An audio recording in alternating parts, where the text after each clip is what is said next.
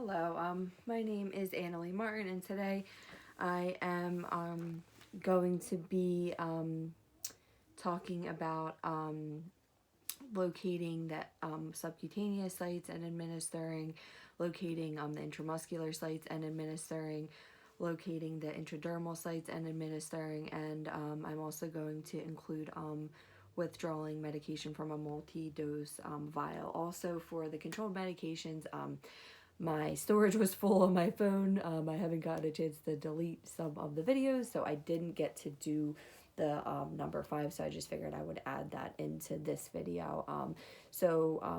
Schedule 5 is going to be accepted. They're like accepted legal medical use. There's a limited potential for physical and physiological dependence, and they're low risk for addictive and abuse. So these are going to be things like codeine-based cough medicines and Robitussin. So,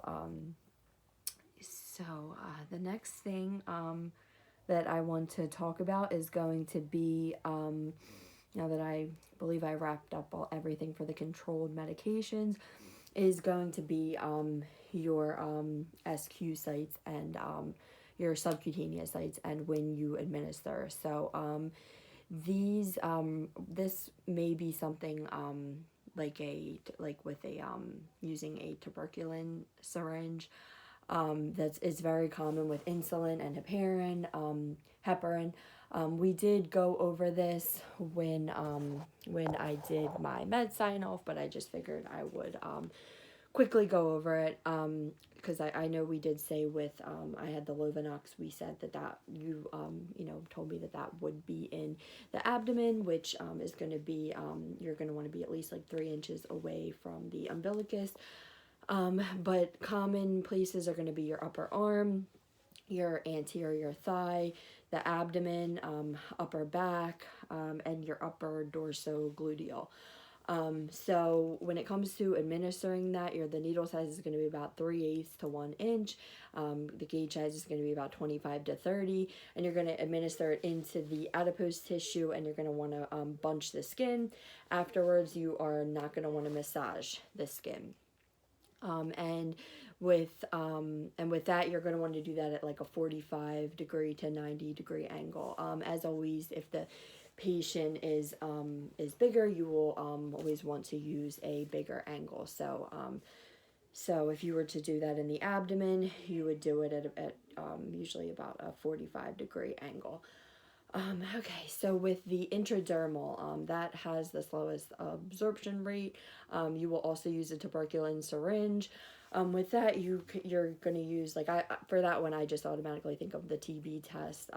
So I feel like the most common place used is going to be your inner surface of your forearm. You can also sometimes use, like, the upper arm and the upper back. You're going to want to use areas with no hair. The needle size for that is going to be 1/4 to a 1/2 inch.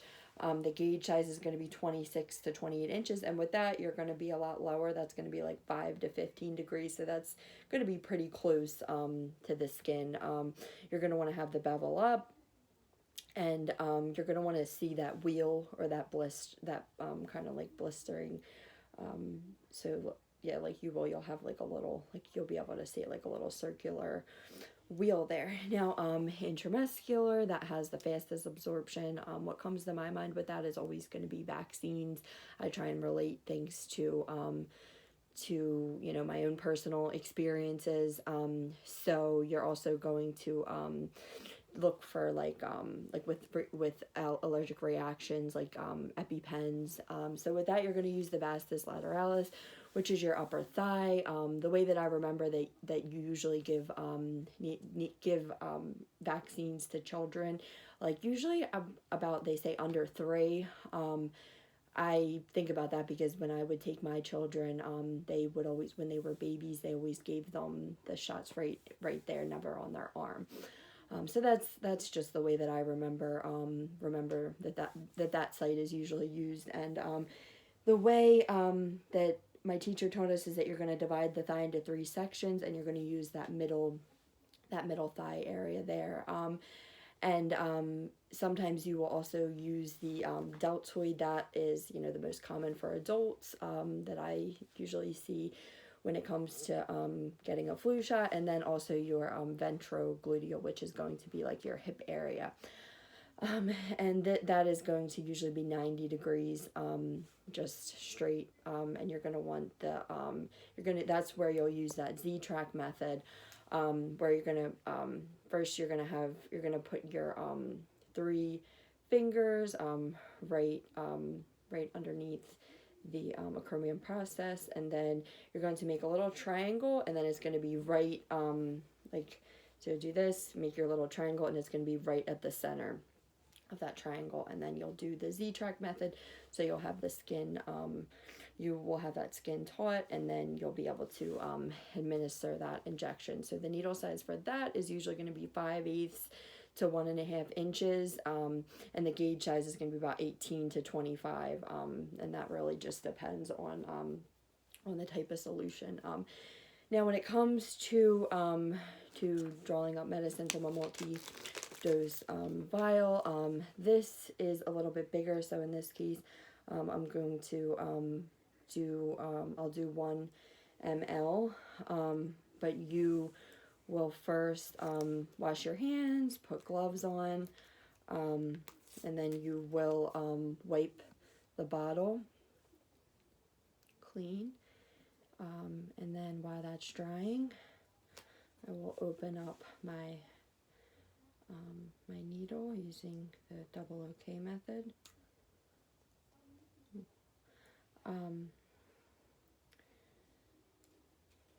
And in this case, I am going to put in 1 ml of air.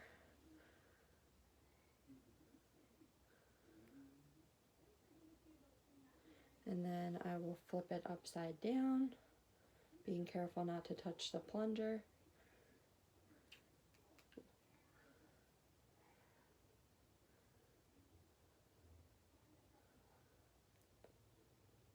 And you can withdraw a little bit extra in case you get any air bubbles.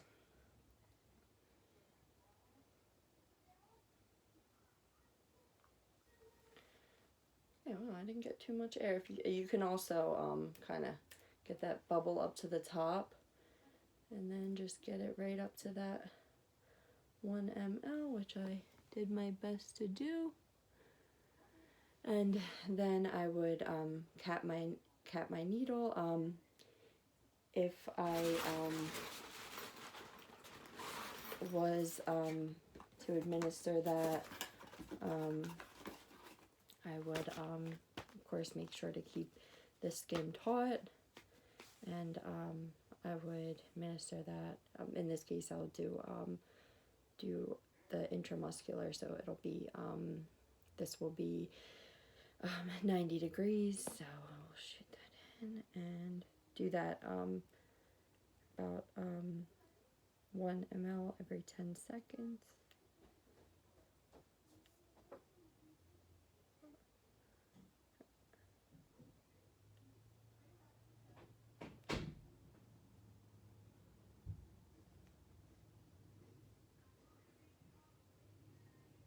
Okay.